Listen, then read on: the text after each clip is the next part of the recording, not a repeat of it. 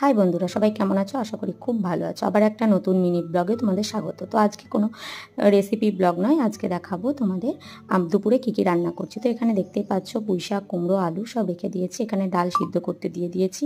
এদিকে সব সবজিগুলো কাটা হয়ে গেছে, ধুয়ে টুয়ে রেখে দিয়েছি। তো এখানে মাছের মাথাটা ভালো করে ভেজে নিচ্ছি, কারণ মুড়ো ঘন্ট করবো মুগ ডালে। তো এই যে দেখতে পাচ্ছ, এটা হচ্ছে মাছের মাথা দিয়ে মুগ ডালে মুড়ো ঘন্টর জন্য বসিয়ে দিয়েছি। আর এদিকে পুঁই শাকের তরকারিটাও দেখতে পেলে। তো উৎপল স্কুল থেকে আসলো, তোকে একটু লেবু লবণ জল করে দিলাম, কারণ গরমে এইটা খাওয়া খুবই দরকার সবারই জন্য। তো তারপরে সব রান্নাবান্না করে গ্যাস ট্যাসগুলো মুছিয়ে বাসন টাসন মেজে চলে গেলাম স্নানে।